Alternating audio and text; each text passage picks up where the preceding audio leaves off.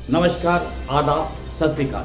News IBN 2020 में आपका स्वागत है। सच कभी छुपता नहीं, IBN कभी रुकता नहीं। मैं सरवर खान तरीवाला आपको दिन भर की खबरों से रूबरू।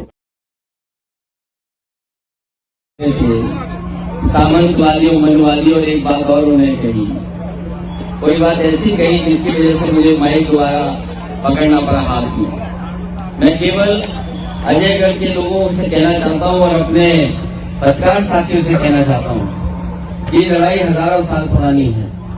अभी भी इस लड़ाई का कोई रास्ता नहीं निकला है। कोई कल्पना कर सकता है कि नेताजी डिफेंस मिनिस्टर रहे हों, नेताजी 3 बार मुख्यमंत्री रहे हों, मैं खुद मुख्यमंत्री रहा हूं। जब हमने अपना मुख्यमंत्री आवास खाली किया तो उत्तर प्रदेश के मुख्यमंत्री जो योगी जी हैं, उन्होंने गंगा जल से धुलवाया था मुख्यमंत्री, तब जाकर के वो मुख्यमंत्री आवास में गए थे। क्या आज कल्पना कर सकते हो आप?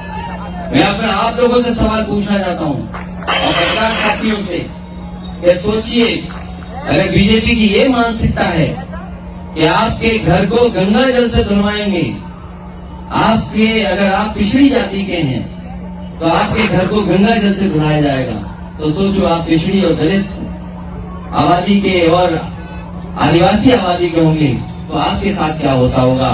इसलिए मैं आपको भरोसा दिलाता हूं, जिन्होंने भी हम लोगों को गंगा जल से घर धुलवाया है, समय आने पर पीने वाले वोट डाल करके इनकी जमानतें जब्त कराएंगे। आज नहीं तो कल नहीं तो परसों हम लोग लड़ाई जीतेंगे। और पत्रकार साथी याद रखना, अजयगढ़ आए हैं, एक दिन विधायक के साथ हम लोग अजयगढ़ आएंगे और जिन लोगों ने हम लोगों को अपमानित किया है, यही हमारे पिछड़े दलित आदिवासी लोग वोट डाल करके मनवादी सोच के लोगों को और सामंतवादी सोच के लोगों को जमानतें जब्त करा देंगे। जब तक वोट की ताकत का आप एहसास नहीं दिलाओगे, तब तक हमें और आपको अपमानित होना पड़ेगा।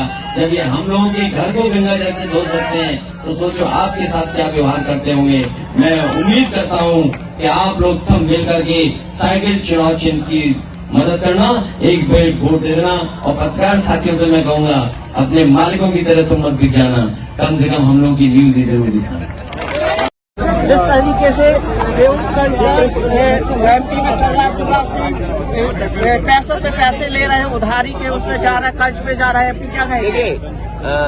अगर डबल इंजन की सरकार हो, दिल्ली की सरकार हो और मध्य प्रदेश में एक ही पार्टी की सरकार हो, उसके बाद भी कर्ज के ऊपर कर्ज, तो इसका मतलब ये है जो आर्थिक व्यवस्था थी मध्य प्रदेश की वो चरमरा गई है। और इसका दोषी अगर कोई है तो वही दोषी होगा जो पिछले कई वर्षों से सरकार चला रहे होंगे। तो बीजेपी के लोगों की गलत नीतियों के कारण मध्य प्रदेश डूब रहा होगा। लेकिन वहीं अगर जनता को और खासकर गरीबों को सुविधा देने के लिए अगर कर्ज भी लेना पड़े तो कर्ज से पीछे नहीं हटना चाहिए। राम मंदिर को लेकर के अब तो कांग्रेस भी राम मंदिर का मुद्दा बना रही है। अगर कांग्रेस ये कहती है और कांग्रेस के वो नेता ये कहते हैं जिनके नाम में ही बीजेपी है, उनके नाम में ही बीजेपी का चुनाव चिन्ह है, तो कोई नई बात नहीं है। और फिर उन्होंने वो इतिहास याद दिलाया, और जो सच्चा इतिहास दिलाते हैं वो कांग्रेस के सच्चे सिपाही हैं। जिन्होंने सच्चे इतिहास को बताया है वो सच्चे कांग्रेसी हैं।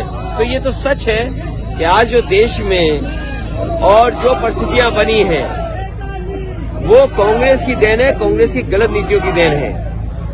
कमलनाथ जी खुद कहते हैं कि जो राम मंदिर का ताला है वो राजीव गांधी जी ने तोड़ा। वही मैं कह रहा हूँ कि मैं उनके नाम में ही बीजेपी का चुनाव चिन्ह देख रहा हूँ। और अगर वो इतिहास को सही तरीके से और सच बता रहे हैं तो उन्हें तो धन्यवाद और बधाई देना चाहिए। सर, बिहार के मुख्यमंत्री नीतीश कुमार जी के द्वारा विधानसभा में बयान दिया गया, अब उस बात पे चर्चा बहुत हो चुकी है। उन्होंने खेत प्रकट कर लिया, माफी मांग ली। तो कई बार कोई बात कहने का जो मकसद होता है वो दूसरे तरीके से होता है, लेकिन जो उनसे कहने के तरीके में गलती हुई उसको उन्होंने स्वीकार कर ली और गलती मान ली। इसलिए अब उस पर चर्चा हमें और आपको भी नहीं करनी चाहिए। हमारे चैनल को शेयर, लाइक और सब्सक्राइब करना ना भूलें। बेल आइकन दबाएं, हमारे चैनल को सब्सक्राइब करें और लाइक करें।